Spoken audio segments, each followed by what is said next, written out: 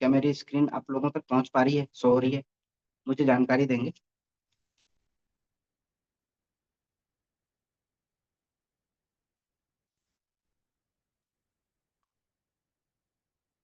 Yes, I think मेरी screen आप लोगों तक शो हो पा रही है। एनीवन माइक ऑन करके मुझे एक बार जानकारी देंगे, क्योंकि मैं इस मैसेज अभी हाँ देखने जी, पर कंटिन्यू हूँ। करिए। कंटिन्यू जी करिए, सर, थैंक कंटिन्यू यू करिए। सर। ऑर्थराइटिस्ट आज का हमारा पहला टॉपिक, जोड़ों का दर्द। आज के डेट में हमें ये जानना जरूरी है कि गठिया या जोड़ों का दर्द क्या है, ये क्यों होता है, और इसके हम सही उपचार कैसे कर सकते हैं। नीड्स आयुर्वेदा के कौन से ऐसे प्रोडक्ट हैं जिसे हम लोगों को दें, जिससे हमें क्विक रिजल्ट मिले और बहुत अच्छी तरीके से हम उसका क्योर कर पाए। तो सबसे पहले डेफिनेशन पे जाते हैं। गठिया एक ऐसी बीमारी है जो आपके जोड़ों को नुकसान पहुंचाती है। और जोड़ क्या है? वो आपके शरीर में वो स्थान है जहां दो हड्डियां मिलती है, यानी जहां पे भी आपकी दो हड्डियां का जुड़ाव होता है उसे हम जोड़ कहते हैं। और वही जोड़ों में जब दर्द होता है, नुकसान पहुंचता है, तो उसे हम गठिया कहते हैं। ये उम्र बढ़ने के साथ साथ कुछ जोड़ स्वाभाविक रूप से कमजोर हो जाते हैं, या बहुत से लोग का असामान्य जीवन शैली, या तो बहुत ज्यादा काम, इसकी वजह से भी उस जोड़ में घिसावट के कारण आपको गठिया हो सकता है। अब हम ये देखते हैं सर कि गठिया से प्रभावित अंग कौन कौन से हैं। जैसे आपको मैंने पहले ही बताया कि वो शरीर के अंग जिसके जॉइंट यानी दो हड्डियां एक साथ जुड़ती है, वैसे जगह पे, जैसे नाम से आप जान रहे हैं गठिया, हाथ और कलाई के जोड़, ये गठिया से सबसे ज्यादा प्रभावित हो। पैर और टखनों, ये भी जोड़ है। तो जितने भी शरीर में जोड़ हैं वो गठिया से प्रभावित होते हैं। घुटने के जोड़, कंधे और पीठ के निचले हिस्से यानी रीढ़ के बीच का जोड़ गठिया से प्रभावित होता है। ये प्रकार कितने काफी प्रकार के गठिया होते हैं, बट मैं कुछ गिने चुने गठियाओं का आपके पास लेके आया हूँ। आप इसको ध्यान से सुनेंगे, समझेंगे और प्रयास करिएगा नोट डाउन करने का। अगर आप इसको नोट डाउन कर लेते हैं तो आपके बिजनेस कई गुना बढ़ जाएगा। पहला है ऑस्टियो ऑर्थराइटिस। ये एक प्रकार का गठिया है जो टूट फूट, किसी भी कारण से आपके जॉइंट में टूट फूट होने से उत्पन्न होता है। या तो आप चोट से टूट फूट हुआ हो, या तो किसी भी कारणवश से आपके जोड़ों में टूट फूट अगर हुई है, तो आपको ऑस्टियो ऑर्थराइटिस हो सकता है। आप कई बार लोगों को जब हम दर्द का ट्रीटमेंट करते हैं तो हमें नहीं पता होता है, हम कुछ भी लोगों को सजेस्ट करना शुरू कर देते हैं। तो सबसे पहले उनके सिम्टम्स या उनके कारण जानने का प्रयास करिए, ताकि आप सही मेडिसिन या सही सप्लीमेंट उन लोगों तक पहुंचा पाएं और जल्द से जल्द उनको रिलीफ मिले। क्योंकि कई बार हम सिर्फ थोपने पे लगे हुए होते हैं कि सर आप ये भी ले लो, आप ये भी ले लो, आप ये भी ले लो। हम सुनते नहीं है। तो सबसे पहला चीज, जब आप किसी के पास जाते हैं या कोई आपसे बताता है, तो उसे ध्यान से सुने और उससे आप विस्तृत रूप से जानकारी लें कि उन्हें आखिर हुआ क्या है, उनका सिम्टम्स क्या है। और जब आप लोगों की बातें सुनते हैं तो 90% प्रॉब्लम का सॉल्व तो वहीं पे हो जाता है। दूसरा, रोमेटी गठिया। ये गठिया तब होता है जब आपका इम्यून सिस्टम गलती से आपके जोड़ों में जो लुब्रिकेंट होता है उसको हानि पहुंचाता है, या जोड़ों को हानि पहुंचाता है। तब आप इसे रोमेटी गठिया के नाम से जानते हैं। कई बार लोग हमारे पास रिपोर्ट लेके आते हैं, सर देखिए मुझे क्या हो गया, तो उसमें गठिया का अलग अलग प्रकार लिखा हुआ होता है। आप उससे जान सकते हैं कि इसको क्या यूज कराना चाहिए।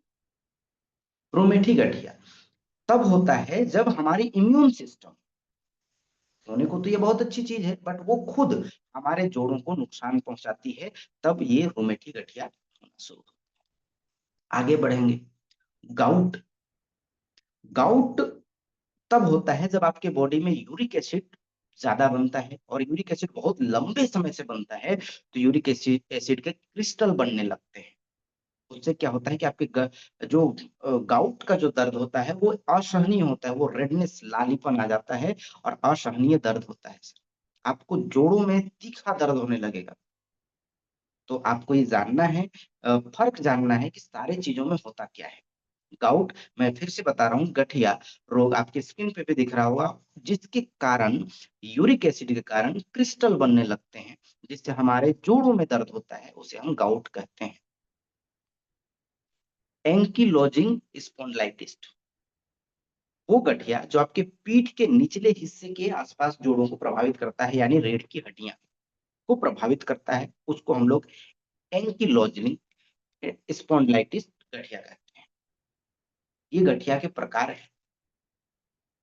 सोराइटिक गठिया, अगर कोई व्यक्ति को सोराइसिस बहुत दिन से है, वो पीड़ित है सोराइसिस से, तो उनको अगर गठिया है तो उसे सोराइटिक गठिया कहते हैं। उस इससे भी होता है गठिया। अगर किसी व्यक्ति को सोराइसिस से पीड़ित लोगों को प्रभावित करता है ऐसा गठिया, जिसे हम लोग सोराइटिक गठिया कहते हैं।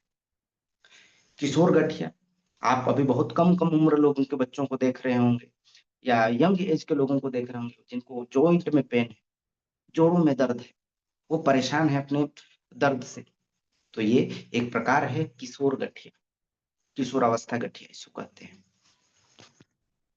अब इसके कारण क्या है? गठिया के कारण कई सारे लोगों में ये पारिवारिक इतिहास यानी जेनेटिक हो सकता है। अब ध्यान देखने वाली चीज ये है कि ये सिम्टम्स या ये कारण किसी व्यक्ति को, ऐसा जरूरी नहीं कि सारे के सारे सिम्टम्स एक साथ हो। किसी भी एक भी कारण गठिया होने के लिए पर्याप्त है। एथलीट, ज्यादा भाग शारीरिक मेहनत, जो लोग ज्यादा भाग दौड़ वाले काम करते हैं या शारीरिक मेहनत करते हैं, उन्हें गठिया होने का संभावना बहुत ज्यादा होता है। जो भी व्यक्ति खेल कूद में है, आप उसे एक बार कुछ समय के बाद, जब वो रिटायरमेंट के आसपास आ जाते हैं, एक बार उनसे मिलिए, और आप अगर अपने अगल बगल में हैं तो लोगों से पता करिए, आपको खुद पता चल जाएगा कि ये क्यों होता है। जो व्यक्ति का लुब्रिकेंट जितना ज्यादा यूज होगा, कहने का मतलब जितना ज्यादा घिसाव होगा, उतना जल्दी उसको गठिया होने का कारण बढ़ जाता है। और एथलीट भाग दौड़ वाले चीजों में लगे रहते हैं। मैं ये नहीं कह रहा हूँ कि ये गलत है, बट इसकी वजह से ये होता है, ये भी फैक्ट है। 50 वर्ष से अधिक उम्र वाले के लोगों को होने की संभावना ज्यादा है, क्योंकि जैसे जैसे हमारा एज बढ़ता है, हमारी इम्यून सिस्टम कम होते होने लगती है, हमारी बॉडी की क्षमता जो है वो कम होने लगती है, और उम्र के बढ़ते बढ़ते हुए क्रम में हमारी अ, अनेक सारी बीमारियां उत्पन्न होना शुरू हो जाती है। क्योंकि आज एक नॉर्मल बात है कि हमारी खान पान, हमारी रहन सहन, हमारी कल्चर वो बदलते जा रहे हैं। दूसरा, रक्त में यूरिया, यूरिक एसिड, जिससे हमें गाउट होता है, जो मैंने पिछली बार भी बताया। जिस व्यक्ति का यूरिक एसिड कंट्रोल में नहीं है, उसे गाउट होने से कोई नहीं बचा सकता। अगर नहीं हुआ है तो हो जाएगा, भगवान करे ना हो, बट वो हो जाएगा। प्रयास करिए कि आपका यूरिक एसिड को कंट्रोल करिए। आप यूरिक एसिड के लिए जरूर सजेस्ट करिए लोगों को, आप उनको चेक कराइए। या जिनको मोटापा है सर, या पिछली चोट है, जिनको पिछले चोट लगी थी, किसी भी कारण से इंजरी हुई थी, आप चोट लगे थे, तो भी आपको गठिया होने की संभावना बहुत ज्यादा है। इसके लक्षण क्या है? मैंने पहले ही बताया कि गठिया के लक्षण है, जहां पे भी जॉइंट है वहां पे असहनीय दर्द होगा, असहनीय दर्द होगा। कठोरता आएगा, जहां पे जॉइंट है, अगर आपका लुब्रिकेंट खत्म हो गया तो आप वहां पे कठोरता महसूस करेंगे, वहां सूजन आ जाएगा, लालपन आ जाएगा। आपका जो गति है, जो आप मूवमेंट है, उसमें कमी हो जाएगा। आपके जोड़ों के पास गर्मी महसूस होगा, गर्माहट लगने लगेगा, वहां पे जलन टाइप का महसूस होगा। ये गठिया के लक्षण है। ध्यान देंगे, आप इस चीजों को आप स्क्रीनशॉट लेके रख सकते हैं, बट मेरा ऐसा मानना है कि हजारों लाखों स्क्रीनशॉट आपके मोबाइल पे पड़े रहते हैं, आप उसको कोई यूज नहीं होता है। इसे प्लीज नोट डाउन कर सकते हैं आप, और अपने बिजनेस पे इसको लगाइए, बेहतर रिजल्ट मिलेगा। इसके लक्षण है असहनीय दर्द, आपके जोड़ों में कठोरता आ जाता है। आप देखेंगे सिम्टम्स, कई लोग बताते हैं, आप उसे गौर से सुनिएगा तो आपको पता चलेगा कि सिम्टम्स है क्या। सूजन, यानी जहां पे भी जॉइंट है, जोड़ों में सूजन आ जाएगा, लालपन आ जाएगा, यानी रेडनेस हो जाएगा सर, जहां पे जॉइंट है, अगर उनको गठिया है तो। गति की सीमा, यानी जो मूवमेंट करने की उस व्यक्ति की क्षमता होगी, उसमें कमी आ जाएगी, तो ये भी एक लक्षण है। दूसरा, जोड़ों के पास गर्मी या गर्माहट महसूस होगा। अब नीट्स आयुर्वेदा के पास इसके क्या उपचार हैं? तो आपकी स्क्रीन पे दिख रहा है पेनक्योर टेबलेट, पेनक्योर सिरप, एल्कल कैप्सूल, पेन ऑयल और एलोवेरा का जूस। अगर किसी व्यक्ति को गाउट है, ध्यान दीजिएगा, मैंने शुरू में ही बताया कि अगर किसी भी व्यक्ति को गाउट है तो प्लीज उसे यूरिक सेट जरूर इस्तेमाल कराइए सर। इस पीपीटी में मैं ऐड करना भूल गया क्योंकि ये पहले का है। तो हाँ, दूसरी चीज, ये एमआरपी और डीपी में भी डिफरेंस है क्योंकि ये पहले की पीपीटी है।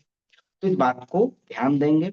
इन सभी कॉम्बिनेशन को एक बार देके देखें, इतना जबरदस्त रिजल्ट है, किसी भी प्रकार के गठिया पे क्विक रिजल्ट है। लेकिन अगर उनको गाउट की समस्या है सर, गाउट की समस्या है, तो इस सभी के साथ साथ आपको यूरिक सेट अत्यंत जरूरी है, आप दे सकते हैं। कई लोगों का सवाल आता है कि सर हमारे पास एलोवेरा नहीं है, तो हम इसके जगह पे क्या दे सकते हैं? तो आप त्रिफला यूज करा सकते हैं सर, डिटॉक्स यूज करा सकते हैं, ज्यादा अच्छा रहेगा। पर ध्यान देंगे, पेन टेबलेट शुरुआत में 1 टाइम देने का प्रयास करिए नाइट में, और पेनक्योर सिरप को 2 टाइम्स। जो मैंने पर्सनल एक्सपीरियंस किया है उसके आधार पे बता रहा हूँ, क्योंकि मैं कई लोगों को देता हूँ तो, और मैं शुरू में कहता हूँ कि सर आप पेन टेबलेट को शुरुआत में एक बार लीजिए, 1 टाइम। अगर आपको दर्द ज्यादा है तो आप 2 टाइम ले सकते हैं, बट मैंने उनको पेन क्योर सिरप भी दिया हुआ है। तो मैं प्रयास करता हूँ आप पेन क्योर टेबलेट को खाना खाने के बाद एक कैप्सूल रात में ले लें, और सुबह के समय खाना नाश्ते के बाद पेन क्योर सिरप इस्तेमाल करें। एल्कल कैप्सूल दोनों टाइम इस्तेमाल करना है। एल्कल कैप्सूल का जो इस्तेमाल करने का विधि है, दोनों टाइम नाश्ते के बाद इस्तेमाल करवाइए, सुबह शाम। और एलोवेरा जूस, इसका बस मैं थोड़ा सा जो मैं पर्सनल एक्सपीरियंस किया हूँ, मैं बार बार बता रहा हूँ क्योंकि मैं काफी लोग से मिलता हूँ, लोगों को प्रोडक्ट सजेस्ट करता हूँ, और मेरे पास जितने लोग हैं वो उसमें से शायद शायद सर, क्योंकि 100% कहीं पे भी संतुष्टि नहीं है, और आपको भी ये मान के चलना होगा कि आपका 100% संतुष्टि प्रोडक्ट नहीं दे पाएगा, क्योंकि लोगों का मानसिकता ही ऐसी है। एलोवेरा जूस को आप सुबह खाली पेट और रात में खाना खाने के बाद इस्तेमाल करवाइए गर्म पानी के साथ, 110% रिजल्ट आएगा। ध्यान रखिएगा, डोजेज एक बार फिर से सुन लीजिए। पेन क्योर टेबलेट, अगर आप दोनों पेन क्योर सिरप और पेन क्योर टेबलेट दे रहे हैं सर, तो पेन क्योर टेबलेट रात में एक कैप्सूल लें, सिरप को दोनों टाइम ले सकते हैं। कैप्सूल, एल्कल कैप्सूल या एल्कल सिरप जो है वो दोनों टाइम दीजिए। पेन ऑयल आवश्यकता अनुसार वो मालिश करेंगे, और एलोवेरा का जूस सुबह खाली पेट और रात में खाना खाने के बाद इस्तेमाल कराएं तो ज्यादा। अब हम नेक्स्ट प्रोडक्ट के ऊपर भी आएंगे। तो क्या मेरी बातें आप लोगों तक समझ में आ रही है? मेरी बातें आप लोगों तक समझ में आ रही है? एक बार मैसेज बॉक्स में मैसेज करेंगे, क्या मेरी बातों को आप समझ पा रहे हैं सर? क्योंकि आपका समझना इन चीजों को जो मैं रख रहा हूँ, अगर किसी भी कारणवश अ, आपको समझ में नहीं आता है तो आप उसे बताएं। हम आगे प्रोडक्ट के ऊपर बढ़ेंगे। नेक्स्ट,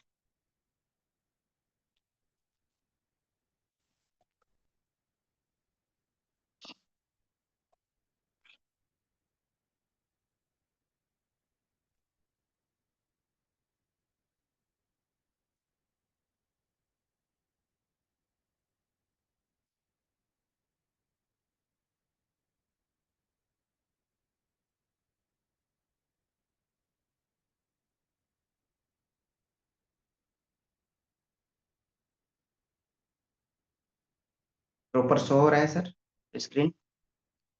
फाइल्स, उम्मीद करते हैं आपको दिख रहा होगा सर। इस इमेज को देखने के बाद, आपके बगल में एक इमेज शो हो रहा है, उस इमेज को देखने के बाद मुझे एक गाना याद आता है। वो कहते हैं ना कि बताना भी नहीं आता, छिपाना भी नहीं आता, ऐसा कुछ गाना है, सॉन्ग है। ऐसे ही एक बीमारी है पाइल्स, बवासीर, हेमरोइड्स। काफी लोग से मिलता हूँ, उसके बाद लोग बताने से कई बार शर्माते हैं। लेकिन एक चीज आपको ध्यान देने योग्य है, जब हम फील्ड में उतरते हैं सर, तो कई सारी ऐसी बीमारियां होती हैं जिसको आपको फेस करना पड़ता है। और मैं कहता हूँ कि अगर आपको भी, किसी भी व्यक्ति को अगर ऐसी कोई परेशानी है, तो बेझिझक अपनी प्रॉब्लम्स बताइए, क्योंकि जब तक आप प्रॉब्लम्स नहीं बताएंगे, समाधान नहीं। तो इस ट्रेनिंग को आगे बढ़ाते हैं। बवासीर पाइल्स एक भयानक रोग है, मैं कह सकता हूँ। और ये दो टाइप का होता है। आम प्रकार दो ही प्रकार की होती है। आम भाषा में इसको खूनी और बादी बवासीर के नाम से जाना जाता है। हर तरह अलग अलग नाम से जाना जाता है। इसका डिफाइन करेंगे हम लोग आगे। खूनी बवासीर क्या होता है? खूनी बवासीर में किसी प्रकार की तकलीफ नहीं होती है, सिर्फ ब्लड आता है। शुरू में पखाने में थोड़ा बहुत आएगा, फिर थोड़ा सा उसका मात्रा बढ़ेगा। और ये आता क्यों है? क्योंकि आपके जो एनस है, जो आपका मल द्वार है, उसके अंदर मस्सा होता है, जो किसी कारणवश फट जाता है।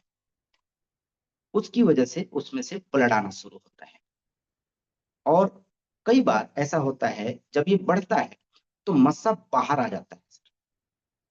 जो ज्यादा बढ़ता है तो मस्सा बाहर आता है। जब आप लेटरिन करते हैं उसके बाद वो अंदर चला जाता है। अगर ये ज्यादा पुराना हो गया तो हाथ से दबाने के बाद ही अंदर जाता है। और आखिरी स्टेज जब होता है तो हाथ से दबाने के बाद भी अंदर नहीं जाता। तो आपको डेफिनेशन समझना पड़ेगा कि दोनों में अंतर क्या है। ये खूनी बवासीर, बादी बवासीर। और ये ज्यादातर पेट खराब रहने की वजह से होता है। और बादी बवासीर है, वो कब्ज बहुत ज्यादा बनेगा, पेट हमेशा गड़बड़ रहेगा, इसमें जलन होगा, डकार आएगा, दर्द करेगा, खुजली होगा, शरीर में बेचैनी रहेगा, काम में मन नहीं लगेगा। और आपका जो स्टूल है, यानी जो टट्टी है, वो टाइट होगा और उससे खून भी आ सकता है। ये बादी बवासीर का निशानी। इसमें मस्सा अंदर होता है। अंदर होने की वजह से क्या होता है, जब आपका स्टूल यानी जो टट्टी है वो टाइट होता है, और जब आप लेटरिन पास करते हैं तो जो रास्ता है वो छोटा पड़ जाता है, जिसकी वजह से आपका लेटरिन तो ऐसे टाइट है, तो आपका जो एनस का जो रास्ता है ना, उसमें चीरा लग जाता है, कट जाता है, घाव हो जाता है, जिसको डॉक्टर अपनी भाषा में फिशर कहते हैं, जो कट लग जाता है। अब ऐसा तो है नहीं कि आप एक सप्ताह के बाद लेटरिन करने जाते हैं, प्रतिदिन जाते हैं। तो उससे क्या होता है, जब एक बार कट लग जाता है तो प्रतिदिन आप सुबह, कई लोग जिसको कब्ज रहता है तो बार बार जाते हैं। अब जब बार बार जाते हैं लेटरिन के लिए, वो साफ होता नहीं है। और जब बार बार कट में वो पास होता है ऐसा, तो वो घाव हो जाता है, जिससे असहनीय जलन और पीड़ा होती है। अगर मैं इसका डेफिनेशन बताऊं, तो आपने कभी देखा होगा, आप किसी चिकन शॉप पे जाइए और वहां पे देखिए, जब मुर्गी को काटा जाता है और फेंका जाता है, तो आप देखिए कितना फड़फड़ाता है। इतना ही मात्रा में उस व्यक्ति को दर्द होता है जिसको वादी बवासीर होता है, जिनके अंदर एक लग जाता है। बवासीर बहुत पुराने होने पर अंदर हो जाता है, जिसे अंग्रेजी में फिस्टुला कहते हैं। अब ये क्या होता है, इसके बारे में भी जानेंगे। बगंदर या फिस्टुला किसे कहते हैं? जब आपका पखाने का रास्ता छोटा पड़ता है और जब टाइट होने लगता है आपका पखाना, तब पखाने के रास्ते में बगल में एक छेद हो जाता है और पखाने की नली में चला जाता है, और फोड़े की शक्ल में फटता है, बहता है और सूखता है। यानी क्योंकि आप डेली आपको लेटरिन जाना है, कुछ दिन बाद इसी रास्ते से पखाने भी आने लगता है, और वो रास्ता आपके कंट्रोल से बाहर है। बवासीर भगंदर की आखिरी स्टेज होने पर कैंसर का रूप ले लेता है, जिससे हम लोग रेक्टम कैंसर कहते हैं, जो जानलेवा साबित हो सकता है। इसको क्योर करें, ध्यान दें, क्योंकि जब तक आप इस चीजों के बारे में जानेंगे नहीं, तब तक आप इस सभी चीजों से छुटकारा नहीं पा सकते हैं। इसकी सही जानकारी और क्योर आपको एक बहुत भयानक चीज से, बीमारी होने से आपको बचा सकता है, आपके पेशेंट्स को बचा सकता है, या आप जिस पे प्रैक्टिस करते हैं उसको बचा सकता है। इसके कारण क्या है सर? बवासीर के बहुत सारे कारण हैं, बस कुछ प्रमुख कारण आपके सामने स्क्रीन पे दिख रहा होगा। अधिक वजन, ये भी एक कारण है। मैं बार बार बता रहा हूँ, हर समस्या का जरूरी नहीं कि सारे व्यक्ति का सारा कारण एक साथ हो। एक सिम्टम्स भी काफी है किसी भी बीमारी को ट्रिगर करने के लिए। अधिक वजन, मोटापा होना, ये भी एक कारण है। पुराना कब्ज जिनको बना रहता है, मेरे हिसाब से उनको तो 80% चांस है आपको पाइल्स होने का। तो पेट साफ रखें। शौचालय पर बैठकर बहुत समय व्यतीत करना, आजकल ये आम बात हो गया है। कई लोग मोबाइल लेके शौचालय चले जाते हैं और घंटों, क्योंकि अच्छे अच्छे विचार सिर्फ वहीं आते हैं। जितने एक्टिव दिमाग है सिर्फ वही काम करता है। तो कई बार आधा घंटा 1 घंटा लोग बैठे रहते हैं, तो ये भी एक कारण है। और मल त्याग करते समय स्ट्रेस होना, आज के डेट में हर व्यक्ति स्ट्रेस पे जी रहा है, तो ये भी एक कारण है। लंबे समय तक खड़े होकर काम करना, ऐसे लोग जो लंबे समय तक खड़े होकर काम करते हैं, जैसे कूली या बहुत सारा वर्कर जो खड़े होकर ज्यादातर लंबा समय काम करते हैं, उनको ये होने की संभावना ज्यादा। इसके लक्षण क्या है, कैसे जानेंगे कि बवासीर के लक्षण है? कई लोग को नहीं जान पाते हैं, तो इसके लिए आपकी स्क्रीन पे दिख रहा है, गुदा के आसपास कठोर गांठ जैसी महसूस होना लग गया, तो आप समझिए कि ये बवासीर के लक्षण है। और इसमें अगर दर्द रहता है तथा खून भी आ सकता है, तो ये बवासीर के लक्षण। शौच के वक्त जलन के साथ लाल चमकदार खून आना, ये बवासीर के लक्षण है। शौच के वक्त अत्यधिक पीड़ा होना, ये भी बवासीर के लक्षण है। शौच के बाद पेट का साफ ना होने का आभास होना, यानी कई बार ऐसा लगता है कि आपको लगेगा कि मैं तो गया था बट मैं फ्रेश नहीं हुआ, पूरी तरह खाली नहीं हुआ, और ये बार बार अगर होने लगा, तो आप समझिए कि ये बवासीर के लक्षण चालू हो चुके हैं। तो आपको ध्यान देने का जरूरत। इसके लक्षण मैंने अभी शुरू बताया, गुदा के आसपास खुजली एवं लालीपन व सूजन रहना, ये भी लक्षण है। बार बार मल त्यागने की इच्छा होना, लेकिन त्यागते समय मल ना निकलना, यानी आपको बार बार इच्छा तो हो रहा है, आपको लग रहा है कि मैं फ्रेश तो हो जाऊंगा, बट आप जैसे ही जाते हैं फ्रेश हो नहीं पाते हैं। ये भी बवासीर के लक्षण। अब नीड्स आयुर्वेदा के पास इसके उपचार क्या है? हाँ, आप अपने रोजमर्रा की जिंदगी को सुधार के भी इसमें बहुत अच्छा रिजल्ट पा सकते हैं। लेकिन अगर एक बार आपको ये बीमारी हो गया सर, तो ये मेरा रिक्वेस्ट है कि सिर्फ दिनचर्या सुधारने के अलावा आप मेडिसिन भी जरूर इस्तेमाल करें, ताकि आप जल्दी से जल्दी क्योर हो सकें। कई बार एक मैं कहीं पे गया हुआ था, तब उसने बोला कि सर ये तो आप हमारे खान पान से भी ठीक हो जाएगा। मैं मानता हूँ सर, आपके खान पान से ठीक हो जाएगा, बट उतने समय तक आप उसे झेल पाएंगे या सरवाइव कर पाएंगे, इसकी क्या गारंटी है? तो उपचार में पाइलोजेस्ट टेबलेट, पाइलोजेस्ट क्रीम, उदर सेट सिरप, एलाइव सिरप और त्रिफला जरूर इस्तेमाल करना है। आपकी स्क्रीन पे ये दिख रहा है।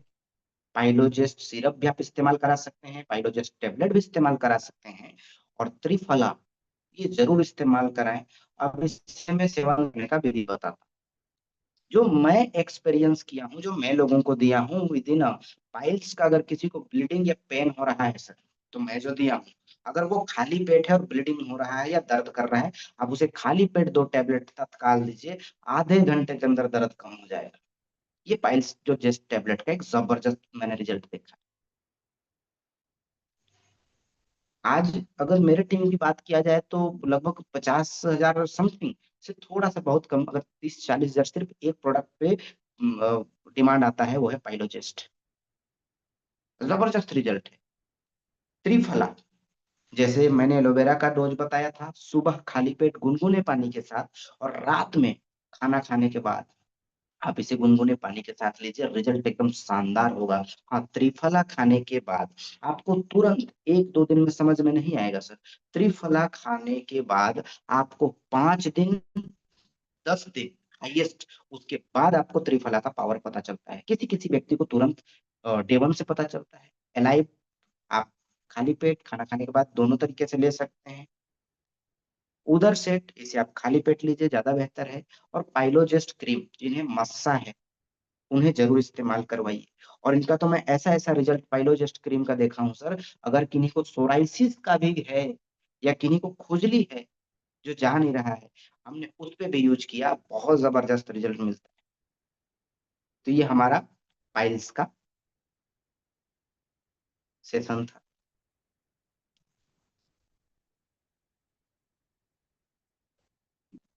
अब हम नेक्स्ट बढ़ेंगे, तो रेडी हैं नेक्स्ट के लिए? मैं मैसेज देख रहा हूँ सर, आप लोग को बातें समझ में आ रही है? मजा आ रहा है? ट्रेनिंग समझ में आ रहा है सर? जब तक आपको समझ में नहीं आएगा, मेरा बताना व्यर्थ चला जाएगा, है ना। Thank you. और आप सभी लोगों का आज काफी संख्या में लोग हैं, मैं चाहूंगा कि प्रतिदिन हर प्रोडक्ट ट्रेनिंग पे जरूर कनेक्ट हूँ, ताकि आपको चीजें समझ में आए।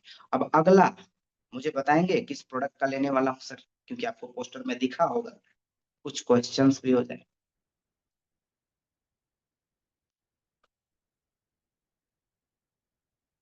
किनको किनको पता है नेक्स्ट हम किस डिजीज पे लेने वाले हैं?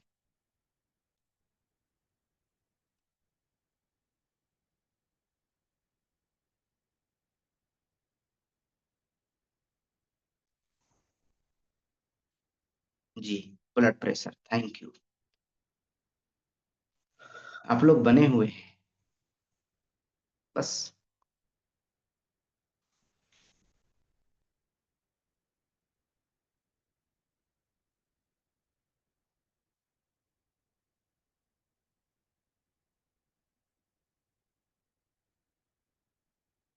स्क्रीन शेयर करेंगे।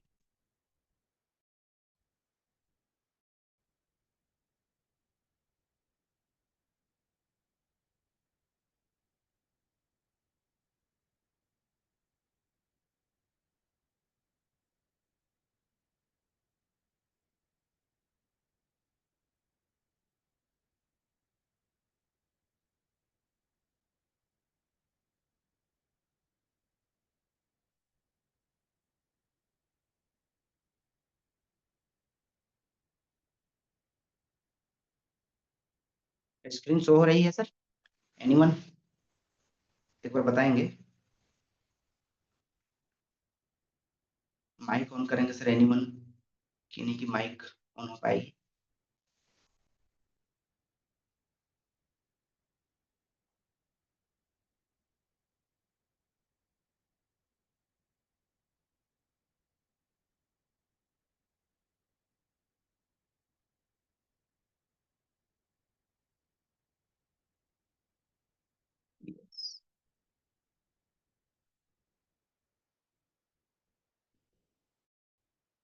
Thank you. तो आगे बढ़ते हैं। ब्लड प्रेशर, इसे हम रक्तचाप, आज हम जानेंगे हाई ब्लड प्रेशर और लो ब्लड प्रेशर के बारे में। ब्लड प्रेशर क्या है?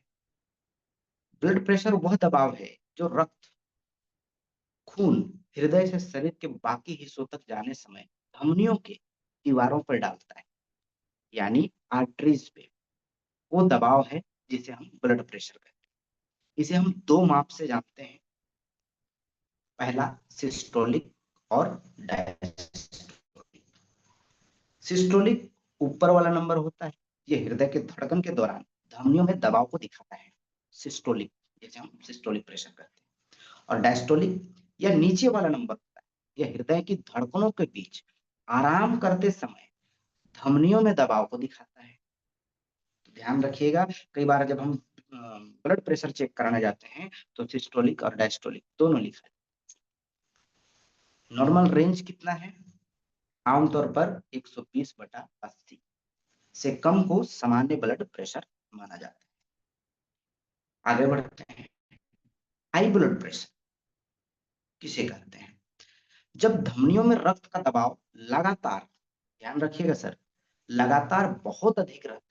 प्रेशर तो होता है बट लगातार बहुत अधिक रहता है, तो इसे हाई ब्लड प्रेशर या हाइपरटेंशन कहते हैं। ध्यान रखिए, ये साइलेंट किलर है सर, और इसे साइलेंट किलर भी कहा जाता है, क्योंकि ये बिना किसी स्पष्ट लक्षण के अंगों को नुकसान पहुंचाता है। और जब नुकसान पहुंच जाता है तब पता चलता है कि ये हाई ब्लड प्रेशर के कारण हुआ है। आपने कई बार सुना होगा कि अचानक किसी व्यक्ति को पैरालिसिस।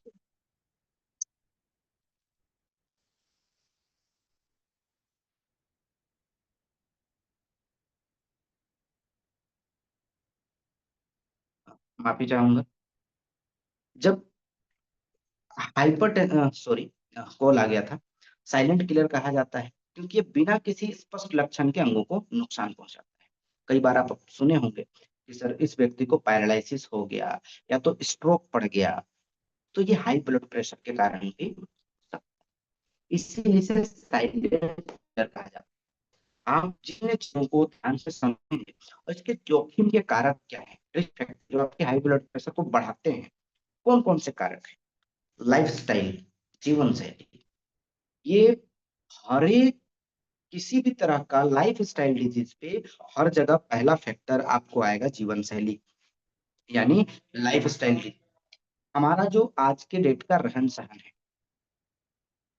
या तो आहार में अधिक नमक, कई लोग को देखते हैं वो ऊपरी नमक लेते हैं सर, आप कितना भी डालो उसके बाद वो ऊपर से लेते हैं, तो ये आपके हाई ब्लड प्रेशर को बढ़ाता है। दूसरा, शारीरिक गतिविधि में कमी, यानी हमारा आराम की जिंदगी। हम अगर हमारा 10 कदम पे कहीं पे कोई काम है तो भी हम गाड़ी निकाल के चलते हैं, आजकल हमारे पास इतना पैसा हो गया, हमारे पास साधन की कमी नहीं। इसकी वजह से हम चाहते हैं कि सुख सुविधा में ज्यादा रह रहे हैं, तो ये भी एक कारण है। अधिक वजन या मोटापा, ये भी हर बीमारी का तीसरा पॉइंट में आपको आ जाएगा, अधिक वजन या मोटापा, ये भी एक कारण है हाई ब्लड प्रेशर। या स्ट्रेस, ये भी एक कॉमन फैक्टर है। अधिक शराब का सेवन करना, ये भी आपका हाई ब्लड प्रेशर के लिए दायित्व निभाता है। या तो बहुत सारे लोगों को ये जेनेटिक भी होता है, या तो किन्हीं व्यक्ति को किडनी की प्रॉब्लम है तो भी उनको हाई ब्लड प्रेशर होने की संभावना है। या जिस व्यक्ति को थायराइड है या जिसका एड्रेनल ग्रंथि की समस्या है, उसे भी हाई ब्लड प्रेशर होने की संभावना। ये इसके रिस्क है, कैसे होता है और इसके लक्षण। उच्च दबाव के कारण धमनियों की दीवार धीरे धीरे संकरी हो जाती है, जिसे हम लोग पतला कहते हैं, नैरो हो जाता है, और जिससे हृदय के पास रक्त पंप करने के लिए अधिक मेहनत करना पड़ता है। यानी आपके हार्ट को आपके पूरे बॉडी में ब्लड पहुंचाने के लिए अत्यधिक दबाव को झेलना पड़ता है, यानी ज्यादा मेहनत करना, उसे हम लोग हाई ब्लड प्रेशर कहते हैं। जिससे क्या होता है, दिल और धमनियों को नुकसान पड़ता है। कैसे होता है, एक बार ध्यान से सुनिएगा।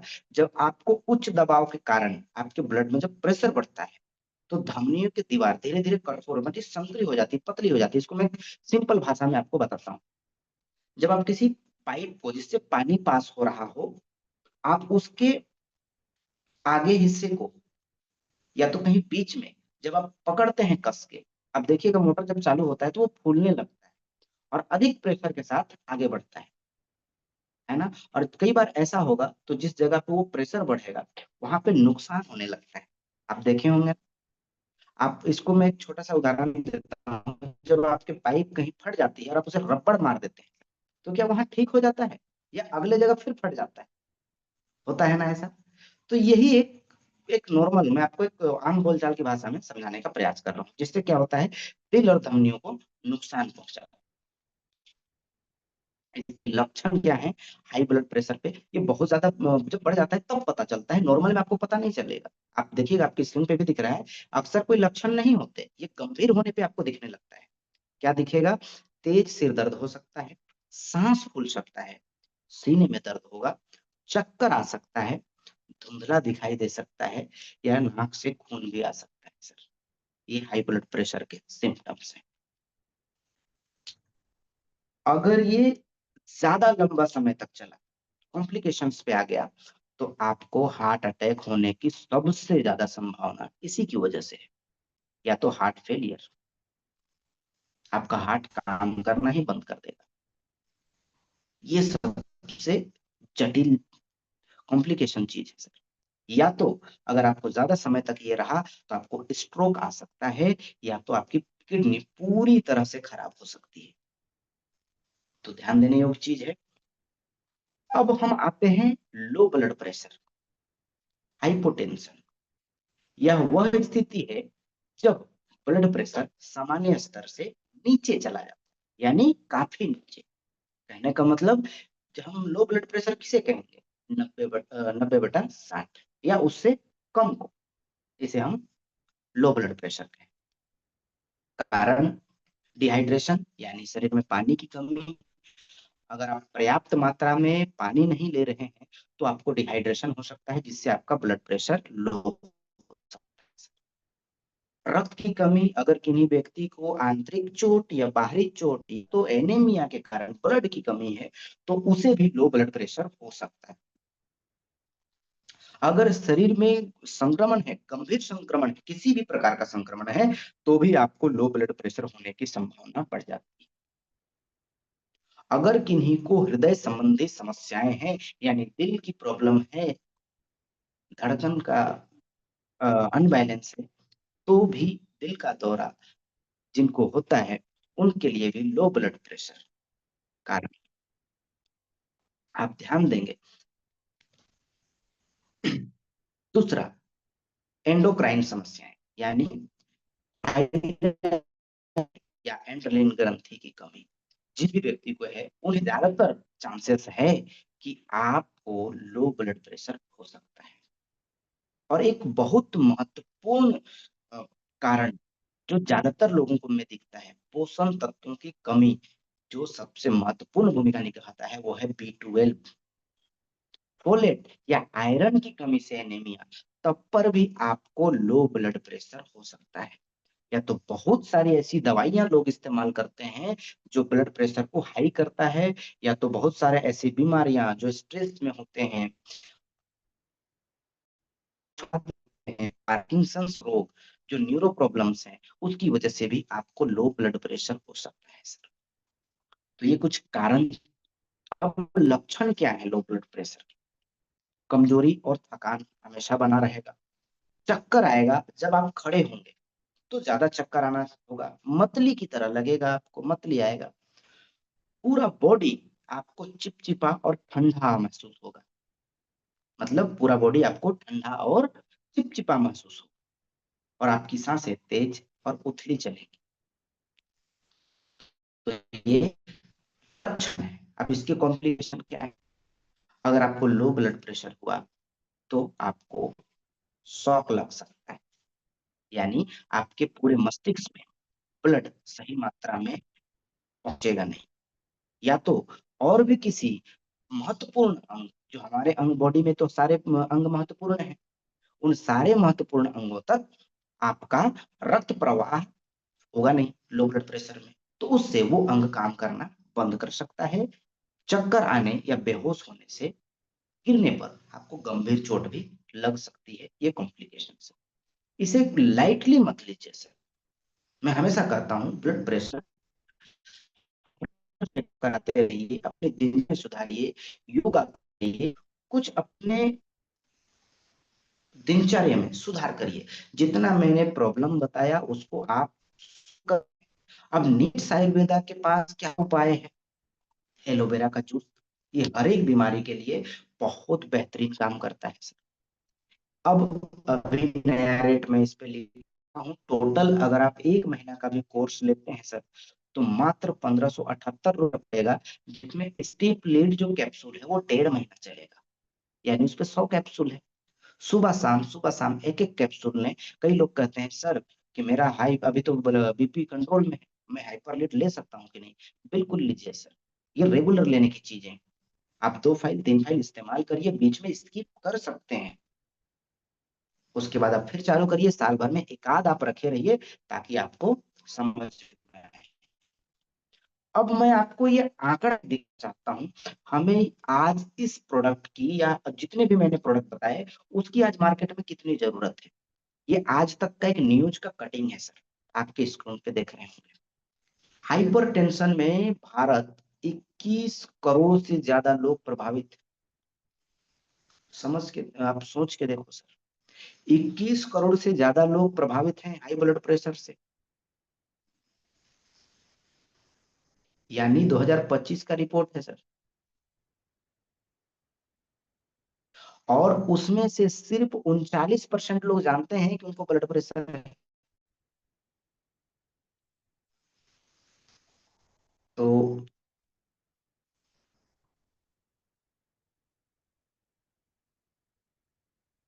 ये आज की ट्रेनिंग थी। उम्मीद करता हूँ कि आप सभी लोगों को ये मीटिंग समझ में आ रही होगी, चीजों को आप खुद समझ रहे होंगे।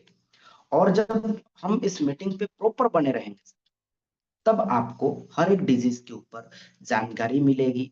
आपको जिस भी डिजीज या किसी भी पर्टिकुलर प्रोडक्ट पे आपको ट्रेनिंग चाहिए, जानकारी चाहिए, तो आप अपने सीनियर को अपने सीनियर को आप मैसेज करिए। और जिनको जितना ज्यादा जिस डिजीज पे ज्यादा मैसेज आएंगे सर, वो कहीं ना कहीं मेरे तक पहुंचेगा, या और भी ट्रेनर हैं जो ट्रेनिंग करते हैं प्रोडक्ट का, उन तक पहुंचेगा, और आपको ये ट्रेनिंग मिलेगा। तो मैं एक छोटा सा रिव्यू जानना चाहूंगा कि आज की मीटिंग आप लोगों को कैसी लगी। नो डाउट मैंने प्रयास किया बेहतर बताने का, और सारे लोगों से रिक्वेस्ट है कि मीटिंग पे प्रॉपर बनिए सर। जब तक आप मीटिंग पे नहीं होंगे ना, तब तक इस चीजों का फायदा आप नहीं उठा पाएंगे। हम जब भी, क्योंकि मैं हर बार कहता हूँ मीटिंग के एंड में कुछ बातों को करने के बाद मैं खत्म कर दूंगा इस मीटिंग को। हम जिस बिजनेस पे है ना, हम जिस कंपनी के पास है, जिस कंपनी के साथ जुड़े हुए हैं सर, वो कंपनी ही प्रोडक्ट बेस्ड है। तो आपको प्रोडक्ट की जानकारी जब तक नहीं होगी, तब तक आप मार्केट में सरवाइव नहीं कर पाएंगे सर। आप ये हमेशा कहते रह जाएंगे कि कोई अच्छी कंपनी कर ले, कोई अच्छी कंपनी कर ले। आज का हमारा टॉपिक ये नहीं है, बट मैं ये बता रहा हूँ क्योंकि आपको प्रोडक्ट के बारे में जानकारी रखना अति आवश्यक है। हो सकता है आप प्लान किसी को करें, वो प्लान लेके ज्वाइन ना करे, लेकिन जिस भी व्यक्ति को प्रॉब्लम है, अगर उस प्रॉब्लम को सॉल्व कर दिए, तो वो ऑटोमेटिक आपसे कनेक्ट हो जाएगा सर। जरूरी नहीं कि जो व्यक्ति को आप प्लान दिखा रहे हो, वो सिर्फ आपके प्लान से ज्वाइन करे। लेकिन ऐसा जरूर हो सकता है कि जो व्यक्ति आपके प्लान से ना जुड़ा, हो सकता है अपने डिजीज को ठीक करने के लिए वो तो आपसे कनेक्ट हो ही सकता है। तो wish you all the best. मिलेंगे फिर से नेक्स्ट मीटिंग में। हमारी मीटिंग प्रत्येक शनिवार को इसी तरह प्रोडक्ट ट्रेनिंग चलती रहेगी, और हम लोग फिर से आगे भी बढ़ाएंगे। उम्मीद करता हूँ आज की मीटिंग आप लोगों को समझ में आई। Thank you, all the best. मिलते हैं नेक्स्ट मीटिंग।